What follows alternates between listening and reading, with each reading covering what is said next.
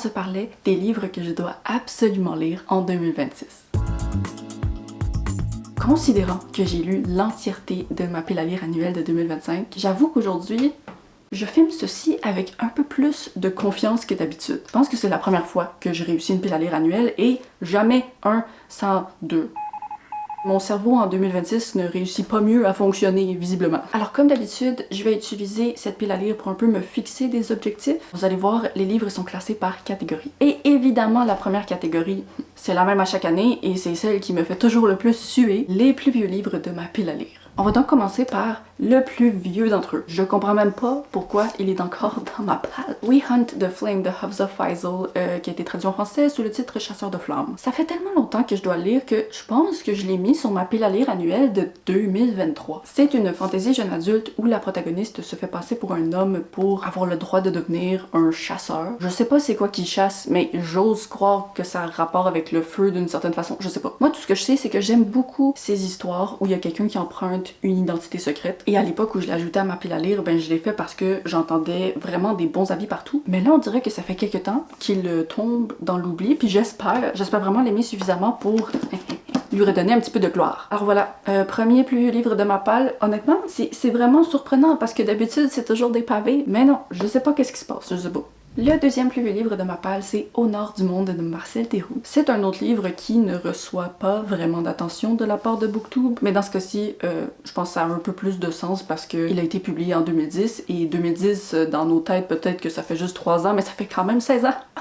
Alors ça, c'est un roman post-apocalyptique qui se déroule dans un futur de notre Terre où le monde a été anéanti par un cataclysme et il fait super froid 10 mois par année. Ça sonne un petit peu comme le Québec, ça. Si vous me connaissez pas, moi, le post-apo, c'est mon truc. C'est tellement mon truc que le soir, pour m'endormir, parfois j'imagine que je suis la seule survivante d'une attaque de zombies puis que je dors dans genre un mini bunker entouré de zombies, puis je sais pas pourquoi ça me réconforte. Et c'est vraiment triste que j'ai procrastiné ce livre parce que c'est la recommandation assez insistante d'une de mes chères amies, qui est celle qui m'a fait acheter Betty, mon livre préféré de tous les temps. Donc on s'entend que je pense que le lire serait un bon investissement de mon temps. Dites-moi si vous l'avez lu. J'étais découragée de ne pas avoir lu les 2 livres précédents, mais celui-là, mon découragement, je pense que c'est un niveau maximal. La guerre de Caliban de James S. Corey, qui est le tome 2 dans la saga The Expanse. La raison pour laquelle je suis découragée, c'est que je sais que si ce livre ne faisait pas combien? Bon, 720 pages, je l'aurais déjà lu. Pourquoi? Parce que j'ai vraiment aimé le premier tome. J'avais procrastiné très longtemps le premier tome également parce que c'était une petite brique, mais je l'avais gobé comme un bonbon, ça s'isait tellement bien. C'est un opéra de l'espace avec des équipages attachants, puis quand même certains éléments surprenants pour la science-fiction, et je suis pas mal certaine que je vais aimer ça. Toutes les personnes qui ont aimé le tome 1 ont aimé le tome 2, et en fait,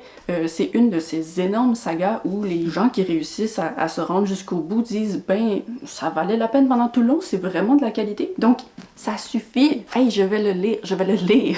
Maintenant, on passe à une catégorie qui a un peu été la catégorie maudite de 2025. C'était la première fois que je réalisais que c'était intelligent de me faire une catégorie avec des livres qui allaient sortir plus tard dans l'année, donc qui n'étaient pas encore dans ma palle, mais qui allaient être dans ma palle. Et donc, l'année dernière, j'avais rempli de mes auteurs favoris et ils m'ont tous déçu. C'est effroyable à quel point j'ai été déçue par mes auteurs préférés l'année dernière. Donc, j'ai refait la même chose, ben non, pas exactement la même chose, mais presque la même chose, puis j'espère que ça va mieux fonctionner cette année. Alors, le premier livre, la raison pour laquelle je dis que c'est pas exactement la même chose, c'est que je mets le livre de quelqu'un qui n'avait jamais publié de livre auparavant, donc je sais pas si je les aime ou pas. The Secret World of Briar Rose de Cindy Pham, qui va être traduit en français. Ça n'a pas encore été annoncé où, mais ça a été annoncé qu'il allait avoir une version française. Alors ça, c'est un livre que j'étais vraiment très contente de voir apparaître parce que, ben, c'est le roman d'une booktubeuse que je suis depuis des années, et je la vois en parler depuis des années sans réellement en parler. Genre, je la voyais parler d'un roman qu'elle écrivait et c'est lui. Et on s'entend que la maison d'édition a été généreuse avec l'objet livre. C'est tellement le plus beau livre que j'ai jamais vu de ma vie. Mais évidemment, c'est pas juste pour ça que je veux le lire. Ça, c'est comme une fantaisie un peu spéciale où on suit des gens dans la réalité, une fille qui croit pas du tout au conte de fées, puis une sœur qui y croit. Puis là, la sœur, elle s'en va genre dans les songes de la Belle au bois dormant, puis là, la protagoniste doit la suivre là-dedans. Puis la Belle au bois dormant est un peu utilisée comme un thème pour parler de la dépression où tu veux juste dormir tout le temps. Puis il y a comme un monde de fantaisie des centaines d'années auparavant. Je sais pas. Le résumé est quand même complexe, mais pour moi, c'est une bonne chose. J'ai l'impression que c'est vraiment un premier roman audacieux et j'ai très hâte de le découvrir. Mon intuition, c'est que même auprès des personnes qui la connaissent pas en tant que booktubers, je pense que c'est un livre qui va faire parler de lui. La deuxième sortie de 2026 que je souhaite lire, c'est The Many de Sylvain Neuvel. Ça, c'est une annonce qui m'a fait plaisir, ok? Parce que si vous savez pas, c'est l'auteur des dossiers Thémis, puis le premier tome, j'ai tellement aimé ça. Genre, j'ai tellement senti, ok, il y a un livre sur Terre qui a été écrit pour me faire plaisir, puis c'était celui-là. Et donc, évidemment, il revient avec de la science-fiction, cette fois-ci avec un concept où il y a 4 personnages qui voient leur esprit se fusionner ensemble. Moi, j'ai lu ça, j'ai fait, non, ok,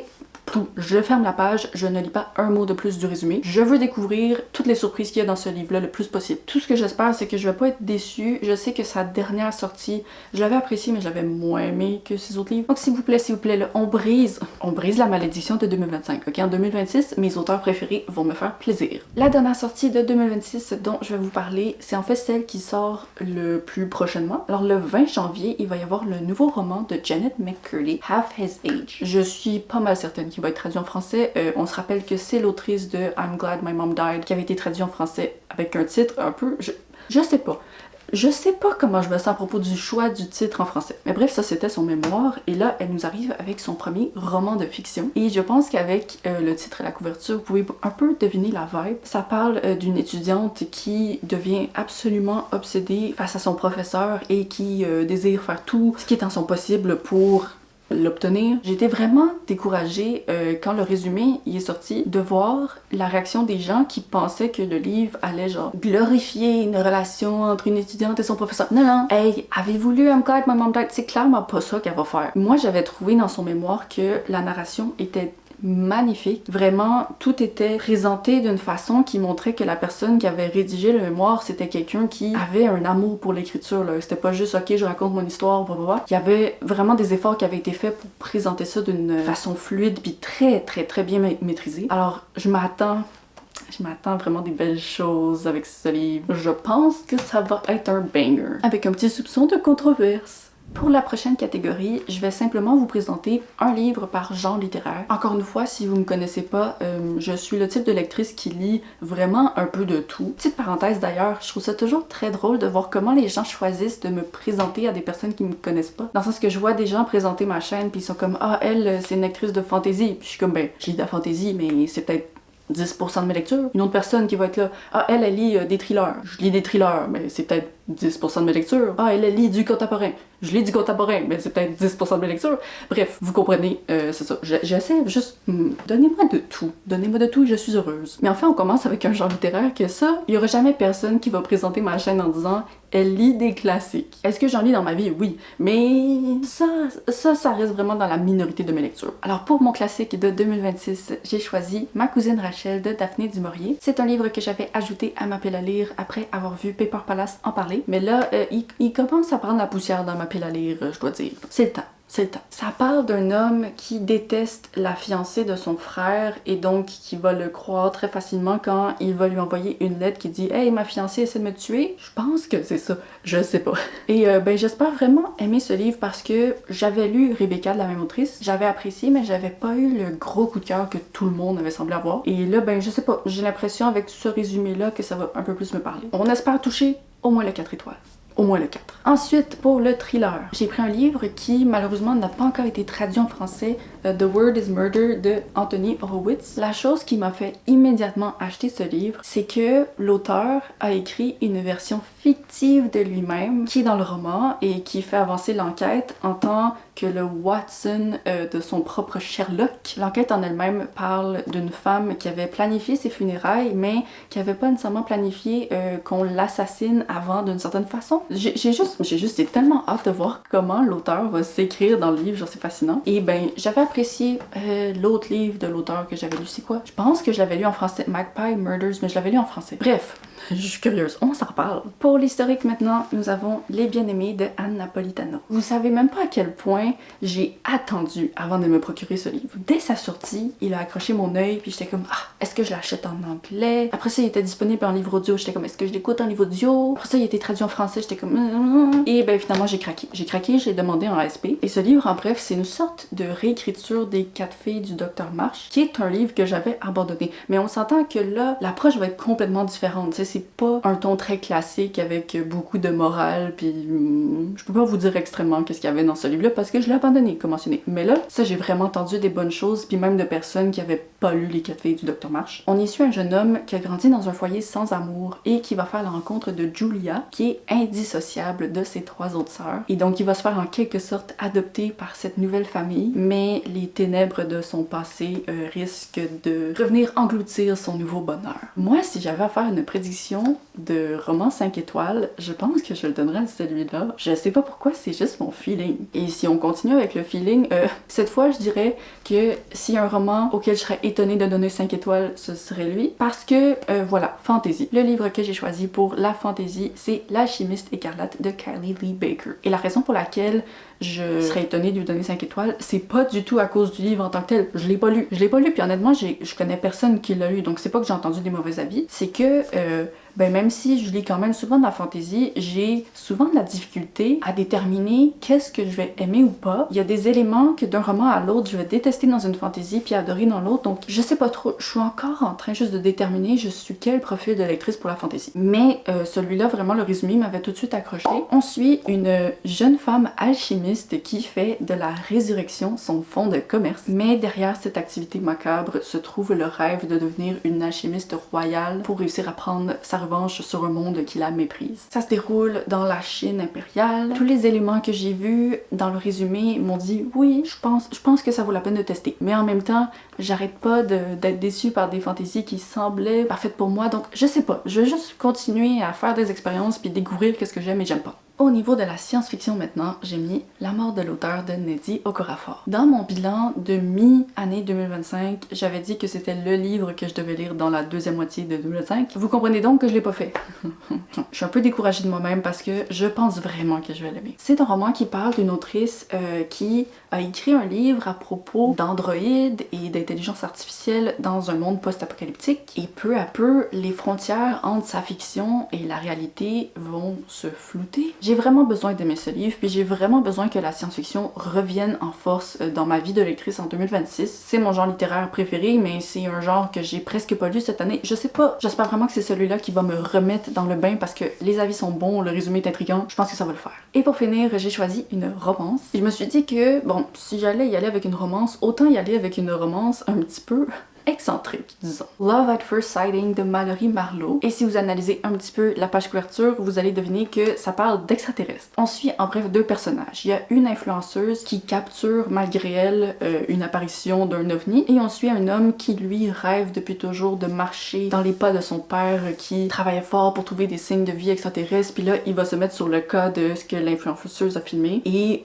en découvrant ce qu'elle a filmé, ben il va être choqué de voir que ça en fait une grande ressemblance avec ce qu'il avait vu lui juste avant une tragédie de sa famille. Ça peut être complètement catastrophique comme ça peut être mon prochain livre préféré de l'année, je sais pas. Avec la romance, c'est toujours un petit peu un risque, mais c'est un risque qui est amusant à prendre. La prochaine catégorie est une nouveauté sur la chaîne, et c'est que, en bref, vous savez sûrement, j'ai un bocal des membres où les membres exclusifs de ma chaîne peuvent me suggérer un livre par mois, sauf que un nouveau système que j'ai établi, c'est que pour les personnes qui ont pas d'inspiration puis qui savent pas quoi me suggérer, elles peuvent à la place booster un livre qui est dans ma page. Donc les membres ont accès à ma pile à lire en temps réel, puis une fois par mois sont là, oui, ce livre-là, je le booste pour que tu sois obligé de le placer dans ta prochaine vidéo de pile à lire. Et c'est donc ça qu'on va faire. Voici les 3 livres qui ont été le plus boostés dans ma pile par les membres. Le premier d'entre eux, c'est Eleanor Oliphant va très bien de Gail Honeyman, qui avait été non seulement boosté dans ma pile à 4 reprises, mais aussi mis dans mon bocal par Cynthia, Véronique, Nessida, et tout ce que j'entends à propos de ce livre, c'est vraiment que c'est de l'excellence pure. Alors c'est un contemporain qui parle d'une introvertie qui est pas très soucieuse de sa réputation, elle est très franche, elle vit par le dicton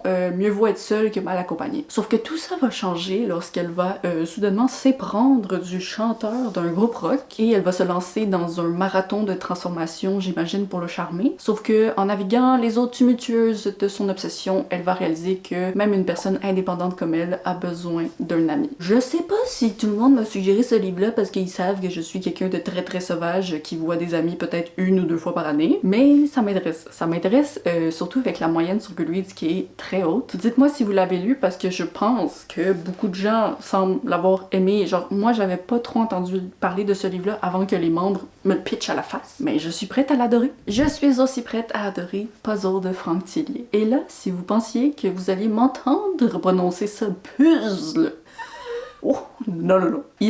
Déjà, je me suis jamais remise de tupperware. Donc non, puzzle, ça va pas se passer dans ma bouche, désolée. Franck Tillier, c'est un auteur que j'ai découvert avec sa trilogie du manuscrit inachevé, pour laquelle j'ai eu un coup de cœur absolu avec les tomes 2 et 3. Donc c'est sûr que les attentes sont peut-être un petit peu dangereusement haute. Et ça a été très difficile de savoir quel Franck Tillier j'allais ajouter à ma palle. Finalement, je suis allée avec celui-ci parce que le résumé est méga intriguant. Ça parle de 2 personnages qui sont spécialistes en chasse au trésor. Leur rêve, c'est d'avoir l'opportunité de participer dans un jeu secret qui s'appelle Paranoia. Et ben, je pense qu'ils vont réussir à se faire inviter. Sauf que finalement, c'est un type de jeu qui va déposer beaucoup de cadavres sur leur chemin. J'ai vraiment espoir d'aimer ça, j'ai vraiment espoir, s'il vous plaît. C'est toujours épeurant, les thrillers, d'y aller avec des hautes attentes parce que c'est un genre littéraire qui peut facilement décevoir. Mais s'il vous plaît, pas de déception ici, ok? S'il vous plaît. Et le dernier livre boosté, c'est La balade funèbre de Hart et Merci de Megan Bannon. C'est un livre qui s'était presque retrouvé dans mon vlog où je testais les favoris de Booktube. Vous comprenez donc que c'est un roman qui avait beaucoup été apprécié par les gens en général. Je l'avais vu dans plein de top. Et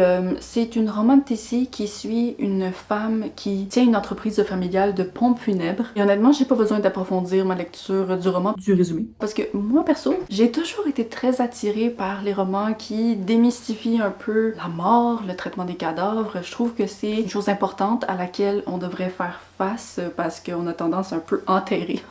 On enterre les cadavres. Non mais on enterre la réalité de la mort dans la société parce qu'on veut pas y penser, mais il y a des choses qui iraient beaucoup mieux dans notre société si on réalisait que notre vie peut s'arrêter à n'importe quel moment puis il faut prendre soin de nous-mêmes puis de notre vie. Et voilà, je suis très curieuse de voir tout ça dans un contexte de romance. Je sais que c'est un peu un risque tout simplement parce que je sais pas ça va être quel ton, tu sais, ça se peut que ce soit un ton qui me déplaise finalement parce qu'avec la romance, puis je sais pas, des fois ça le fait, des fois ça le fait pas, mais les gens en général semblent vraiment adorer puis j'espère que je vais en faire partie. Merci pour vos petits boosts les amis. Et donc la dernière catégorie de cette vidéo, c'est celle où je vais piocher 5 livres dans le bocal. Oh mon dieu, Luna!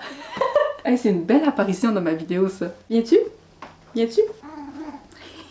Il y a 246 suggestions dans le bocal. Et la chose que j'ai hâte de voir aujourd'hui, c'est qu'il y a des personnes, hein, elles m'ont suggéré presque une vingtaine de livres et elles n'ont jamais encore été tirées à ce jour. Donc ça se peut très bien que soudainement je commence à en tirer puis que ce soit 5 fois la même personne. Je sais pas qu'est-ce que je ferais dans ce cas-là parce que j'aimerais ça que ce soit plusieurs personnes, mais en même temps, c'est le bocal qui décide, c'est pas moi. Donc voilà, ok, on va commencer la première pige. C'est vraiment très triste que vous puissiez pas voir Luna qui est sur moi en ce moment. Mais puisqu'il y a trop de suggestions pour rentrer dans le bocal, on va tout vider ça dans la boîte et je vais pouvoir regardez, il y en a déjà dedans, j'ai plus de place. Je vais pouvoir mieux fouiller sans que tout tombe à terre.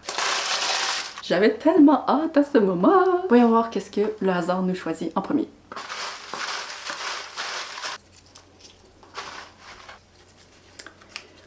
Hey, c'est récent ça. C'est tellement rare qu'il y a des livres qui sont récemment ajoutés. Oui, Les Refuges de Jérôme Loubry qui avait été suggéré par Virginie. Et je pense que Virginie venait tout juste de nous rejoindre. Les Refuges. Ok, Virginie l'avait suggéré en disant « Celui-ci a été mon plus gros coup de cœur thriller de 2025 pour l'instant. Devant Labyrinthe de Franck Tillier, un miracle. » Le résumé ne m'avait pas enchanté pour être honnête. J'étais comme « Warf, ça sent le réchauffé. » Mais 2 personnes qui l'ont lu et adoré m'ont dit « Si t'as aimé le excusez-moi, je me suis excitée. Si t'as aimé le labyrinthe, tu vas aimer ça. »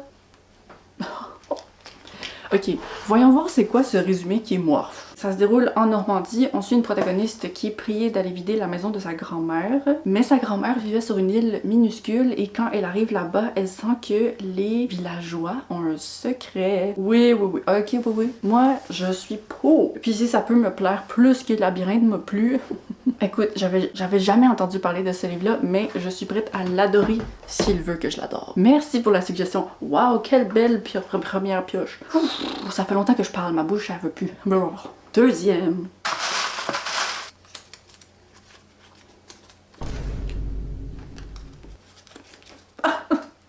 Je le déballe, mais je sais c'est quoi. D'accord, vous avez gagné.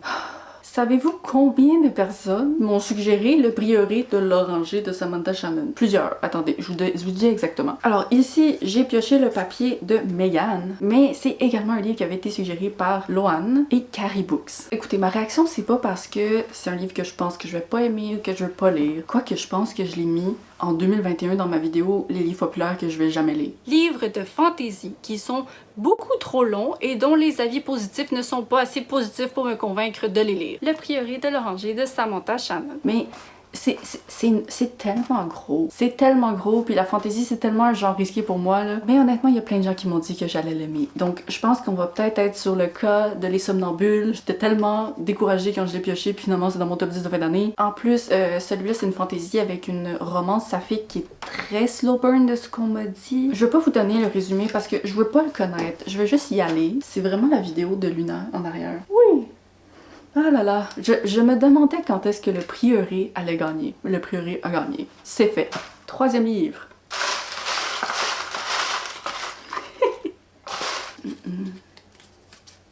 Je l'ai lu. Le cri du lièvre. Je l'ai lu cette année. On recommence. Ok, désolée, je vous mets pas la réaction de quand j'ai vu c'était quel livre parce que parfois, mon visage, genre, décide de ne pas bouger. Et j'avais vraiment l'air de comme pas être contente du livre, mais j'étais zéro pas contente. C'est juste, j'ai regardé, j'ai fait... C'est tout, il y avait pas de réaction. Donc on y va juste avec la révélation parce que vraiment ma réaction était pas intéressante. Des fois ça veut pas bouger dans ma face. L'aube sera grandiose de Anne-Laure Bondou, qui est la suggestion de Pascal. Ok. Qu'est-ce que c'est? C'est un roman jeune adulte. Ça parle d'une mère qui décide que sa fille de 16 ans va pas aller à la fête de son lycée et à la place, elle l'embarque vers une destination inconnue, une cabane isolée au bord d'un lac. Et c'est le temps pour la mère de révéler à sa fille un passé soigneusement caché. Ok. Ben, je suis inspirée par la page couverture. Est-ce que c'est de la neige? Non, je pense pas que c'est de la neige. Mais un beau ciel, des mystères, oui. Moi, j'en ai jamais entendu parler, je pense, autour de moi, mais j'ai l'impression qu'il va y avoir des gens qui regardent ceci et qui l'ont lu. Si vous l'avez lu, dites-moi si vous l'avez aimé. Merci Pascal pour la recommandation. J'espère qu'on va trouver une belle découverte. Quatrième livre.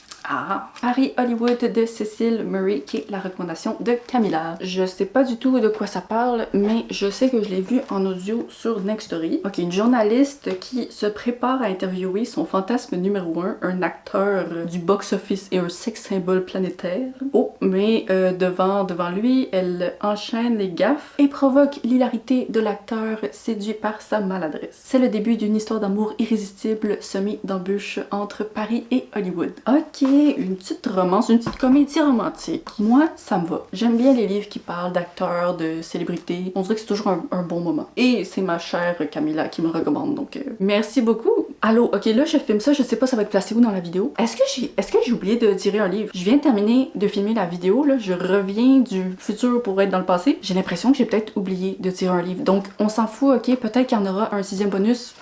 Ouais, ben finalement vous allez voir que j'avais bel et bien tiré 5 livres, j'ai halluciné. Puis je suis obligée de mettre cette pioche-là à cet endroit-là pour un truc de montage, en tout cas. Bref, il reste deux tirages dans cette vidéo. Allons-y! Est-ce que j'ai oublié?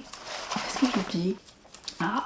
Ben, une chance que j'en ai tiré un de plus parce que ça va lui faire très plaisir. J'ai enfin tiré L'enfant au caillou de Sophie Loubière, qui était la recommandation de Nézida, qui a toujours prié très fort pour être piochée. Alors ça, de mémoire, je pense que ça parle d'un enfant malade. Peut-être pas, non. Ok, c'était pas ce livre-là auquel je pensais. Oh, ok, ça parle d'une vieille dame qui a la même activité que moi, qui est d'espionner ses voisins. Et à force de les épier, elle se persuade que la famille à côté cache des choses. Un enfant qui semble appeler à l'aide, un enfant qui lui en rappelle un autre. Mais que faire seul face à tout ça quand la police souhaite pas agir? C'est intriguant, c'est intriguant. Merci beaucoup pour la recommandation, j'ai hâte de lire ça. Et maintenant, on passe au dernier tirage que j'avais oublié que j'avais fait. Là, je vous jure, si le livre là-dedans, c'est pas un livre de lise-histoire, c'est la personne la plus malchanceuse de l'univers. Ok, vous comprenez pas combien elle en a? Elle en a genre 17 dans mon bocal là, puis elle a jamais été piochée. Ok. N'importe qui, je vais être heureuse évidemment, mais...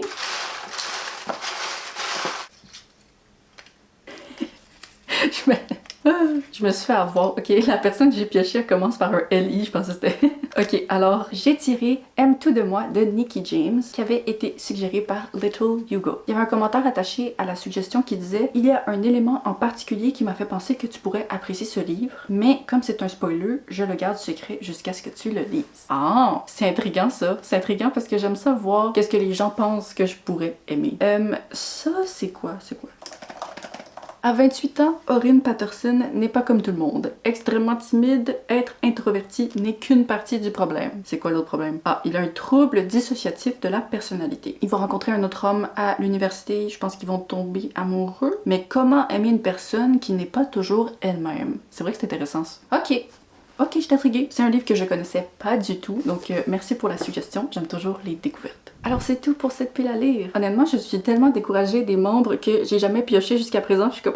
La malchance de certaines personnes, c'est incroyable. Mais si jamais vous aussi vous souhaitez participer au bocal puis être pioché dans le futur, la pile à lire du printemps est 100% tirée au hasard, donc il y a toujours une deuxième chance. Avant de se laisser, moi j'aimerais vraiment savoir c'est quoi vos plans de lecture pour 2026? Est-ce que vous avez certains objectifs en tête? Est-ce qu'il y a certains titres que vous souhaitez absolument lire? Des sorties à venir qui vous excitent? C'est vraiment un grand plaisir pour moi d'entamer une nouvelle année sur Booktube. Ça va être ma 5e qui se conclut. La semaine prochaine, c'est le bilan exclusif pour les membres où je vais parler des livres que j'ai pas osé critiquer publiquement sur ma chaîne en 2025, mais la semaine d'après, c'est l'énorme bilan de 2025. Oui, je sais que là, on parle de 2026 avant 2025, c'est parce que j'ai besoin de temps pour monter cet énorme bilan. Alors, on se revoit très bientôt et je vous souhaite une belle année 2026. Bye bye!